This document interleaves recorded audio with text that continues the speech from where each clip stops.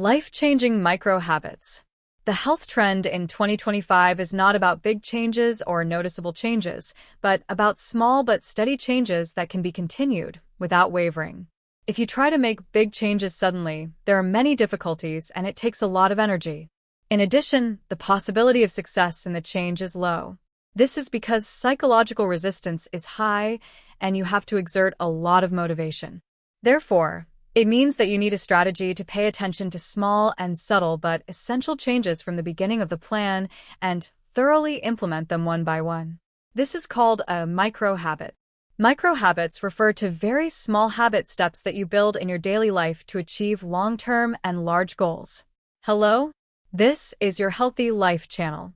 We always produce videos for your health management with information from Korean health management specialists and researchers in related fields.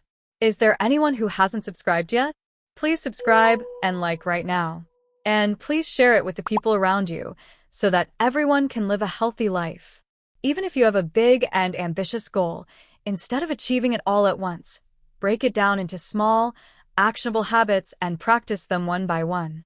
This practice can guarantee more solid and certain effects. In this issue, we will introduce the practice tips of micro-habits that can change your life and health by changing small habits. Micro-habits are changing small habits instead of big changes. Goals such as quitting smoking for health are very big and difficult to achieve. It will be difficult to achieve the goal by just quitting smoking suddenly one day and holding on unconditionally. This is also the reason why people fail to quit smoking. Therefore, it is important to achieve numerous micro-habits one by one until you succeed in quitting smoking completely.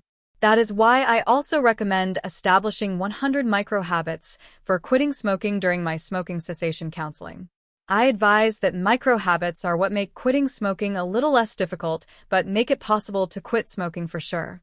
Also, even after quitting smoking, you must let many people know that you have quit. Create an environment for quitting smoking, throw away things that remind you of smoking such as ashtrays, cigarettes, and lighters. Remove lighters attached to your car and not attend company dinners. Find ways to deal with withdrawal symptoms, breathe fresh air, exercise, chew saffron, chew sugar-free gum, drink cold water, brush your teeth, etc., and practice many micro-habits such as using smoking cessation drugs, nicotine patches, nicotine gum, sufficiently and consistently to successfully quit smoking. Therefore, if you want to achieve an important health goal, you must establish many micro-habits accordingly so that you can distribute the burden of the goal. Nothing in the world changes in an instant. Small micro-changes accumulate to lead to big changes. The most dangerous thing for modern people's health is sitting in one position for a long time. The lifestyle of sitting in one position for a long time is being noticed as the cause of modern people's increasingly unhealthy health. According to a study published by the American College of Sports Science and Exercise Medicine, ACSM, people who sit for 8 hours a day have a 200% increased risk of cardiovascular disease. The World Health Organization, WHO, has named the phenomenon of prolonged sitting leading to various diseases as sitting disease. Sitting disease refers to various diseases caused by sitting on a chair for a long time. Obesity, high blood pressure, hyperlipidemia, cardiovascular disease, turtleneck, spinal disease, carpal tunnel syndrome, varicose veins, and hemorrhoids are all included here.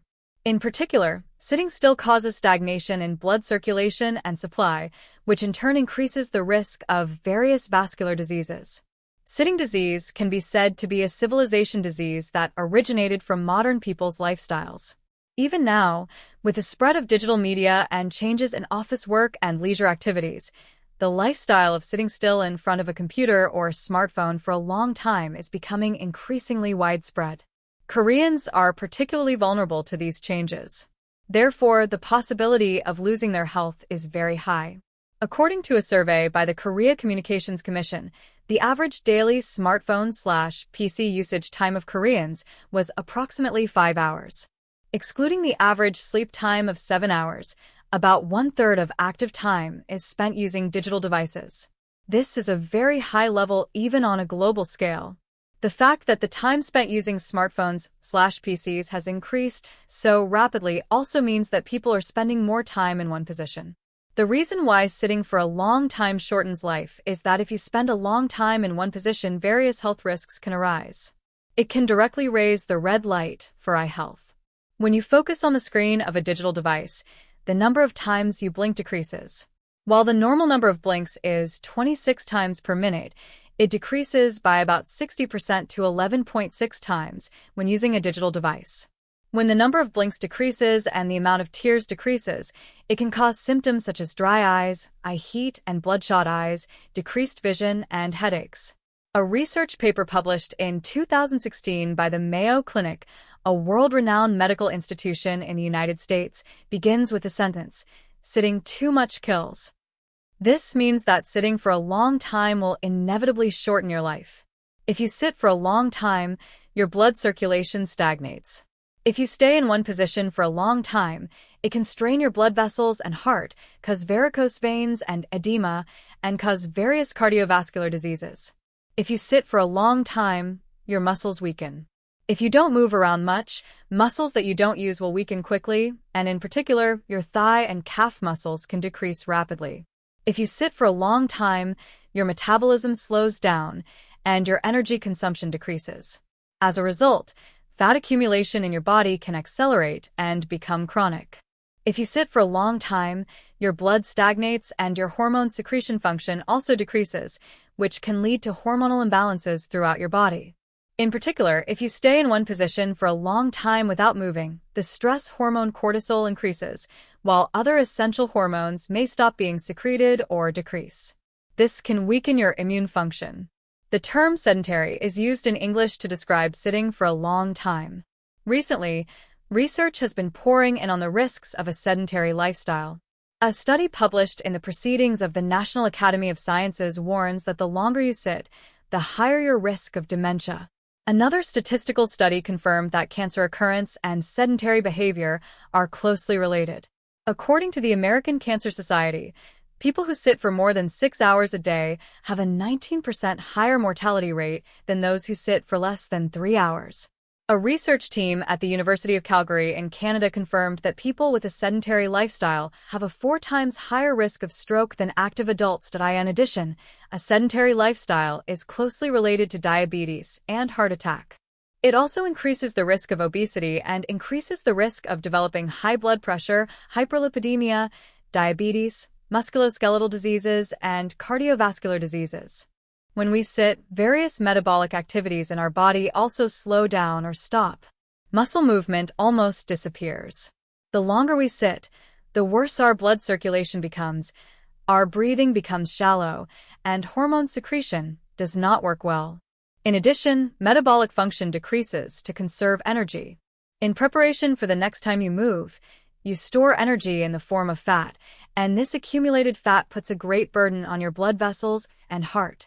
When you sit, your abdominal muscles relax, and the weight of your upper body more directly affects your abdomen. Also, depending on your sitting posture, the pressure on your abdomen can vary. For example, sitting hunched over or leaning forward can put more pressure on your abdomen. When this pressure is applied to your abdomen, not only blood circulation but also digestion, enzyme secretion, and hormone metabolism are severely disrupted. Since our bodies evolved to stand and move continuously, the moment we sit or lie down, our muscles and skeletal system are negatively affected or burdened. In particular, if you sit or lie down and maintain the same posture or bad posture repeatedly, it can have a fatal effect on your muscles and skeletal system.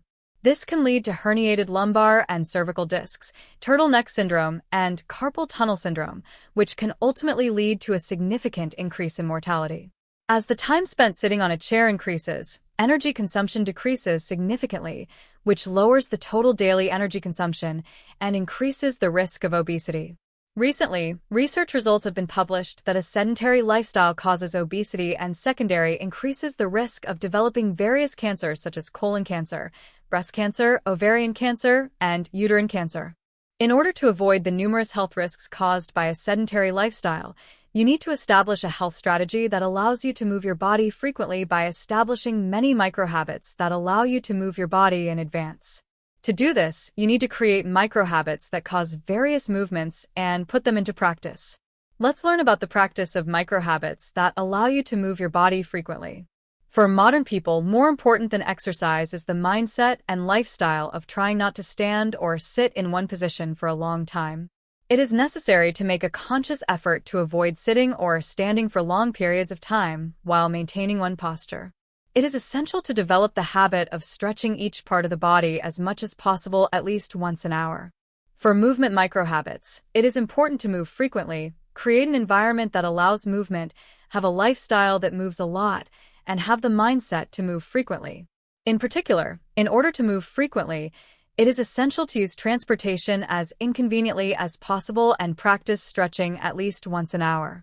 First of all, it is advisable to avoid using private cars and taxis as much as possible. It is recommended to practice using buses, subways, and walking. The specific guidelines for practice are as follows. To do this, let's make a habit of leaving for the meeting place 10 minutes early with about 10% of the time left. You can use the bus and subway only if you have time left. Even during work hours, use the stairs instead of the elevator or escalator. If you are on the 5th floor or lower, use the stairs as much as possible, and if you are on the 6th floor or higher, use the elevator half of the time and the stairs half of the time. Even during work hours, get into the habit of walking around for a while once an hour. Get into the habit of walking around frequently at home too. Put away all kinds of remote controls, rearrange the furniture to make it easier to move around, and secure a path in the house so that you can move around easily. Get a treadmill or stationary bike at home and use it often. Change to shoes that are good for walking rather than design, and wear them. Place various exercise equipment here and there in the house.